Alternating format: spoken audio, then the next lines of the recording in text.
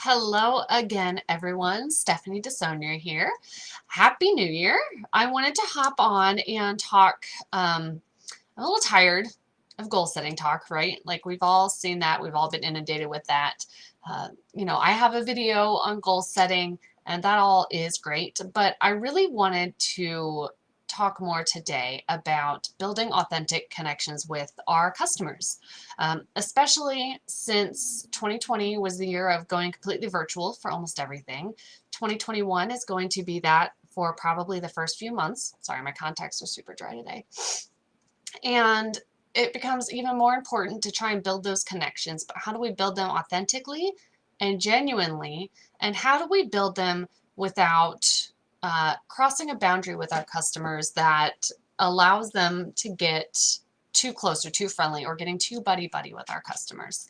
Because that's a risk that we run too. I don't know how many times I've heard of businesses where they became very chummy with their customers and their customers treated them as a friend. And so then when the business had to operate like a business for things, the customers actually got upset because they thought, I thought we were friends. I thought I was going to get this kind of treatment and what have you. This video is going to be great as I continue to rub my eye. Sorry, everybody. So I want to talk about how we build those connections genuinely and authentically without causing any sort of issues or getting that relationship kind of too intertwined. And so we're going to talk primarily about 3 ways to build an authentic connection with your customers and followers. And the first way is to be consistent wherever you show up. And I know this feels like a really obvious thing, like, yeah, if I post more on Facebook, if I post more on Instagram, of course people will show up. We all know that, but how many of us actually do it? And like, I'm gonna raise my hand here, y'all. You haven't seen a post from me in a while, have you? No, because the holidays showed up and the kids were here and my husband was off work. And so it was easy to let that slide. I didn't plan for it because, Christmas doesn't come at the same time every year or anything. And so I wasn't ready for it and I dropped that connection with my audience. But study after study has shown that if you appear consistently on your social media platform of choice, it doesn't matter which one it is. It could be Facebook, it could be Instagram, it could be YouTube, it could even be Twitter. As long as you show up consistently, you'll engage your followers and they will continue to invest in you and your business and your process. And when I talk about consistently, I'm not saying you have to post every day or twice a day.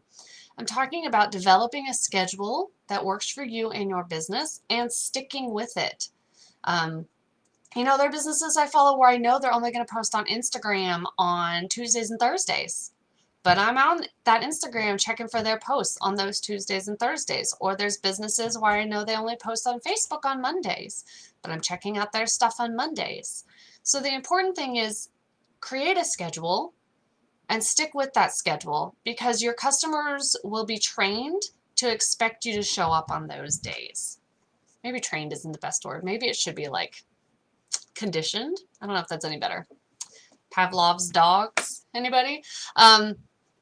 But your customers will come to know that that's when they can expect to see you, and they will become used to that and accustomed to that. And so when they want to engage with you, they know where and when to find you. So the other thing is, don't do a hodgepodge of Facebook and Instagram and Twitter and LinkedIn and TikTok and whatever other social media there is out there. I want you to choose one that you think your customers spend the most time on and lean into that. Show up consistently on that one social media platform. And once you feel comfortable that you are able to show up consistently, show up regularly, have the content and the engagements you want, then look at adding a second social media platform.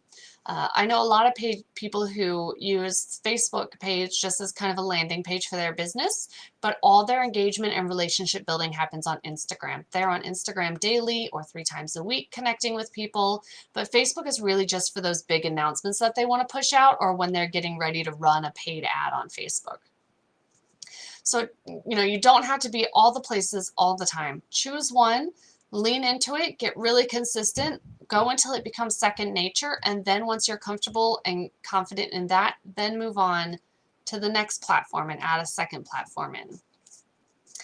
The second way is through your email marketing. Now, if you've listened to me or talked to me at all in the past 3 years, you know that I am big on email marketing. Your email list is the biggest moneymaker in your business. But when it comes to your email marketing, again, you need to be consistent, but here's the deal. Don't be consistently selling, okay? Yes, we want the sales. Yes, we want them to spend money with us. But the fact is, our customers want to feel like they are engaging directly with us. They want to feel like they are being invited into a part of our life or our business's life. And so with those email newsletters, what you want to do is you want to balance the ratio with closer to like a 70% of like just content and relationship building and maybe 30% selling. So for your newsletters, if you're a soap maker, send out newsletters about, here's some hot tips I found on how to keep your skin moisturized in the winter.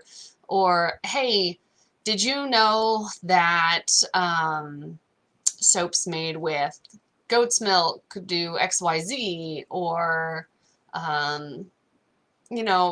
one thing I love to do, and this is something I've done in the past, is when I am running out of ideas for my newsletters, is I actually do an article roundup. And I will go and find 3 or 4 articles related to my industry, and I will post a link with a quick little summary of what the story is and my thoughts on it. So people are opening my emails, checking out these stories, but then I'm actually sending them someplace else to read the full story. Now, yes, I'm sending them off my emails, but I've just provided them with valuable content that they might not have found on their own that they're interested in. And so now I am positioned as an expert in whatever that field is, because I am enabling them to learn more about what's going on in soap making, in personal care, in herbal teas, in herbal medicines, in gluten and allergen-free diets, whatever your industry is. And so by doing that, you set yourself up as an expert. People build that know, like, and trust, right? They like reading your emails. They like seeing what you have to say, and they're more likely to open your emails that actually contain a sale. Now, finally, the third way to build a connection is through exclusivity. People love to feel like we're getting treated special. We love to be pampered. And we don't want to let people into our personal Facebook profiles necessarily, right? Like, I don't want my customers all up in the business about my kids all the time. I share a couple pictures on Instagram or whatever, but by and large, that's not what I want to do. But what I can do is I develop exclusive programs. So for my business, I do exclusive VIP days, but for a product-based business, you could create a rewards club. People who spend so much money get pre-sales, or they get an extra discount, or they get some swag. That's a really great way to build a connection, because they feel involved because they just received like a super cool mug or bag or t-shirt or spoon or spatula or whatever with your brand on it for free from buying from you. And so they like the fact that you thought enough about them to send them a free item, and in return, by using that free item, they are marketing your business. Another thing is a VIP club. So you could have a Facebook group for the VIPs in your shop, people who have spent a certain amount over 6 months or 12 months or whatever, and they get sneak peeks and behind the scenes, or invited to a VIP only sale, or things like that. Finding ways to pull your top buyers in to give them a special treatment is a great way to build that connection. And when you have that, people are going to want to be one of those VIPs. People who are going to find out how they get the special treatment from you too. And so that's going to incentivize people to try and join that exclusive VIP club or get those rewards. So there are 3 easy ways in the post-pandemic world of marketing your product-based business that you can build customer relations outside of face-to-face conversations.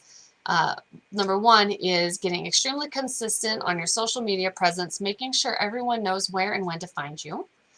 Pulling out email content that's not selling to your customers and is just setting yourself up as an expert and providing them valuable information that you think they will appreciate and enjoy. And finally, Creating an exclusive tier or rewards club or system, something that makes them feel like they're getting the special red carpet treatment from you for being such a valued customer. I hope these tips have helped you with your business today. And if you're looking for more information, please visit programs.businessbydesign.com to check out some of my free resources, other video trainings, and the Confident Creators course, where you can learn how to scale your handmade business to your first $50,000 year. Have a great afternoon.